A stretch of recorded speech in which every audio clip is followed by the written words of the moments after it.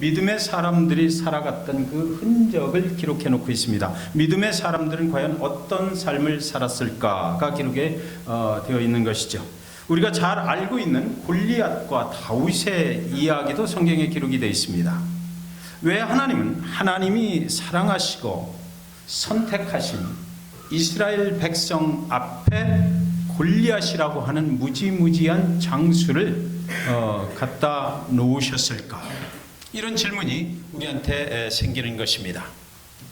블레셋의 장수 골리앗이 하나님이 선택하시고 하나님이 사랑하시는 이스라엘 백성들을 향해서 나아올 때 위대하시고 전능하신 하나님, 그분께서 왜 골리앗에게 심장마비를 일으켜서 쓰러뜨리지 아니하셨을까?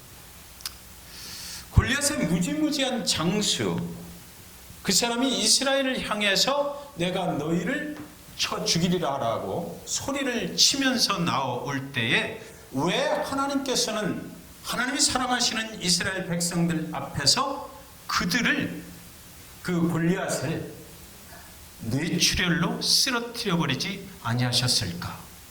우리 인생을 살아가면서 왜 하나님께서는 그런 장면들을 계속해서 우리에게 허락하시고 겪어나가게 하시는 것일까?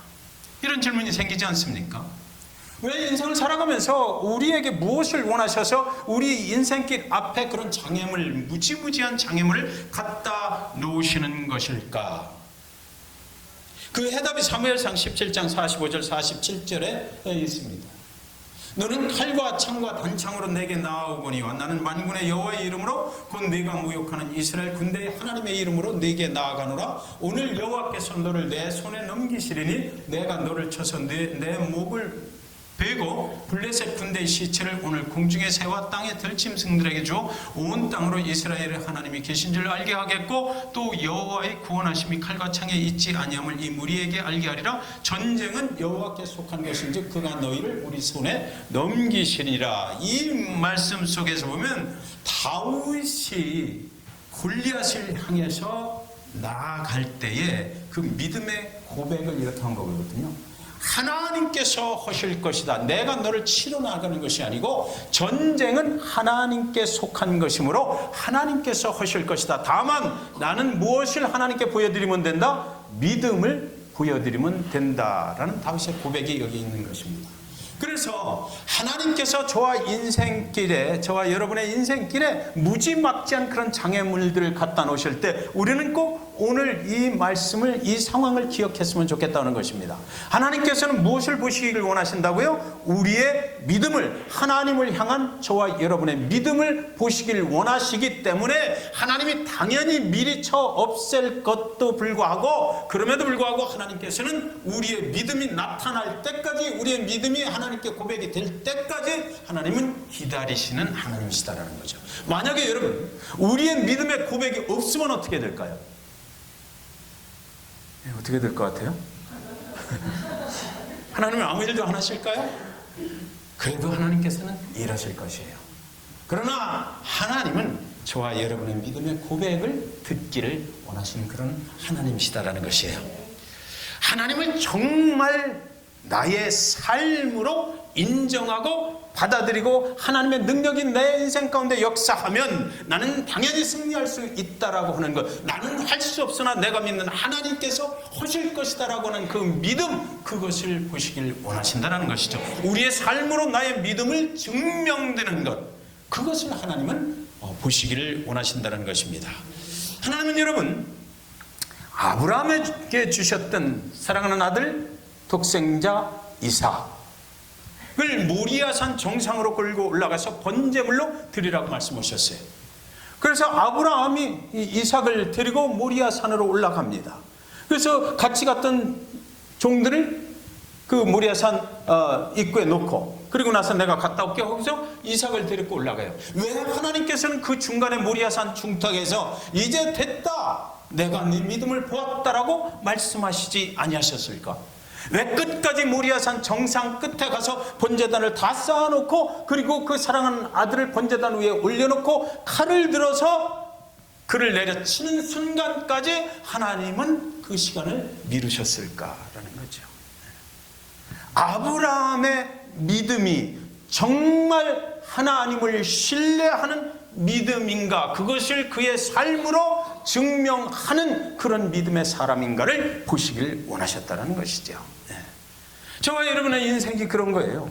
저와 여러분이 예수 그리스도를 통해서 하나님을 믿고 하나님의 백성 되어서 살아갈 때 일방적으로 물론 하나님께서 우리를 사랑하십니다. 그의 아들을 죽이시기까지 사랑하셨어요. 그러나 우리의 삶 속에서 하나님이 저와 여러분으로부터 보기를 원하시는 것은 믿음으로 증명되는 그런 삶을 정말 사는가라는 거죠. 하나님을 정말 신뢰한다라면 내 삶 속에서 내가 신뢰하는 하나님, 그것이 정말 나타날 수 있도록 내가 살아가는가라는 거죠. 그냥 알고 끝나는 것이 아니고 삶으로 증명되는 그런 믿음의 삶을 살아가는가, 그것을 보시기를 원하시는 그런 하나님이시라는 것입니다. 믿음은 세 가지를 충족시켜야 된다라고 신학자들은 말을 합니다. 첫 번째는 지식이에요. 하나님을 아는 지식입니다. 하나님이 어떤 분이시고 나를 위해서 희생하신 예수 그리스도, 그분은 어떤 분이신가, 왜 그분이 그렇게까지 하셔야 된다, 나는 왜 죄인인가, 이런 모든 것들을 아는 것입니다. 그래서 구원으로 이르는 길을 아는 것, 그것을 누가 하셨는지를 우리가 아는 것, 이것이 지식이거든요. 이것을 알아야 되고요. 그리고 동의할 수 있어야 돼요. 하나님께서 하셨다, 내가 믿는 하나님이 나의 삶을 그렇게 인도하시는 분이시다라는 거, 그 믿음의 고백에 동의하고 아멘으로 화답할 수 있어야 된다고요. 하나님의 말씀이 선포될 때 내가 아멘으로 화답하고 내가 순종하는 삶을 살겠습니다라고 할 수 있어야 된다는 것이죠. 그러나 그 지식과 그 동의만으로 하나님이 원하시는 그런 복된 삶을 살 수는 어렵다라는 거죠. 마지막으로 한 가지, 신뢰라는 것이 있어야 된다는 거예요.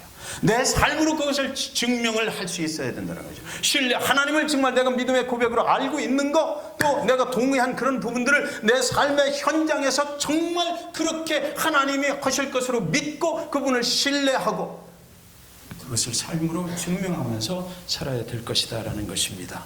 그래서 히브리서 11장 오늘 본문 말씀해 보면 지식으로가 아니고 동의함으로도 아니고 그들의 삶으로 하나님을 신뢰한 것을 보여준 사람들의 이름이 쭉 기록이 되어 있습니다. 믿음으로 아벨은 가인보다 더 나은 제사를 하나님께 드렸다고 되어 있고요. 믿음으로 에녹은 죽음을 보지 않고 옮기었다고 되어 있고, 믿음으로 노아는 아직 보지 못한 일에 경고함을 받고 방주를 만들었다고 되어 있고, 믿음으로 아브라함은 부르심을, 하나님의 부르심을 받을 때 갈 길을 모르는 채로 그 길을 떠났다고 되어 있고, 믿음으로 이삭과 야곱은 장막에 유하였다, 이렇게 되어 있어요.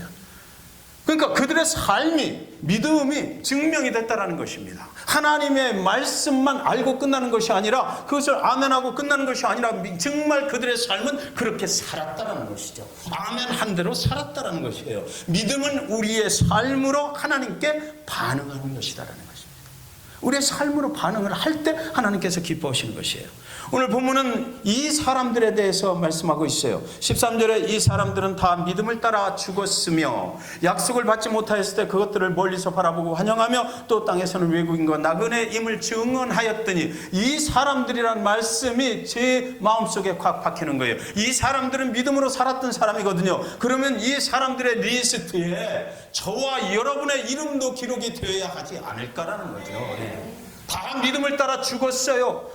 그들은 믿음으로 살다가 믿음으로 죽었습니다. 믿음으로 죽을 때 영원한 본향이 있다는 것을, 영원한 천국으로 갈 수 있다는 것을 믿고 죽었다는 것이거든요. 약속을 받지 못하였을 때 하나님의 약속이 그들 당대에 이루어지지 않았더라 하더라도 그들이 믿는 하나님의 약속은 분명히 장래에 이루어질 것을 믿었다라는 것이에요. 그것을 받아들였다. 그것들을 멀리서 바라보고 환영하였어. 그것에 하나님의 약속이 이루어질 것을 나는 기쁨으로 받아들였다라는 것이에요. 또 땅에서는 외국인과 나그네임을 증언하였으니, 그러니까 영원한 천국의 소망을 두고 믿음으로 그 천국의 소망을 둔 대로 그냥 실천하면서 살아가니까, 여기 지금 쭉 아까 말씀드렸던 그런 사람들은 이 땅에서 장막에 거하였다는 거거든요. 이 땅에서 천국 시민권자의 삶을 살았다라는 거예요. 이 땅의 시민권을 가지고 살지 않았다라는 거예요. 그래서 이 사람들은 나그네의 삶을 살았다, 순례자의 삶을 살았다, 믿음의 순례자의 그런 여정을 가면서 살았다. 그래서 잭슨빌 이 땅 가운데 오늘 내가 못을 받고 영원히 살 것처럼 살지 않았다라는 거죠. 하나님이 부르시는 그날이 되면 자연스럽게 하나님이 원하시는 그 본향으로 돌아갈 것을 믿고 살았다라는 것입니다. 아벨의 이야기, 에녹은 들었을 것입니다. 그를 봤을 것이에요. 그리고 그 믿음 생활은 이렇게 하는 것이구나. 그는 그렇게 따라갔을 것이에요. 노아는 에녹의 이야기를 또 듣고 이렇게 하는 것이구나. 믿음 생활이라고 하는 것은 그렇게 따라갔을 것이에요. 아브라함은 노아의 이야기를 들었을 것입니다. 그리고 그도 믿음으로 그 사람처럼 나도 살아야 되겠구나 이렇게 결정을 하고 그렇게 했을 것이에요. 이삭과 야곱은 아브라함을 보고 그들의 삶을 믿음으로 반응을 했던 것이죠. 그렇다면 오늘 저와 여러분이 이 땅 잭슨빌에서 믿음의 삶을 살아가면서 하나님을 신뢰하고 살아가면서 누구를 보고 믿음을 따라 죽을 것이며 누구를 보고 하나님의 말씀을 기뻐하고 환영하며 누구를 보고 외국인과 나그네의 힘을 증언하는 순례자의 삶을 살아가게 될까요? 우리 안에 믿음의 모델이 되는 사람들이 있습니까? 여러분은 누구를 보면은 정말 저 사람은 하나님을 신뢰하는 사람이다. 저 사람은 정말 자기의 믿음의 고백대로 삶 속에서 그것을 증명하면서 살아가는 사람이다 라는 것을 보아야 나도 그 사람을 따라가서 정말 저렇게 되니까 하나님이 기뻐하시는 삶을 사는구나 라고 우리가 배우고 본받고 따라갈 수가 있지 않겠습니까?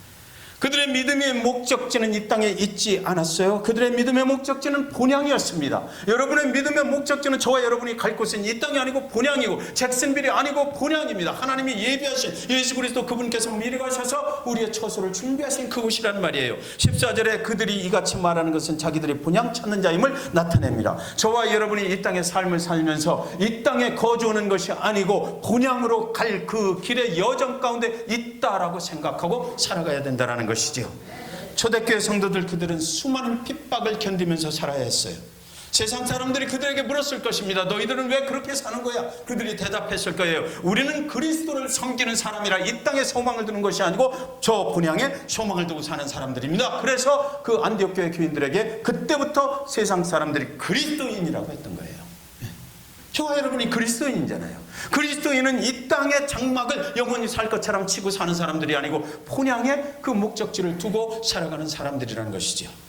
믿음으로 사는 사람들은 본향을 바라보는 나그네라고 했습니다.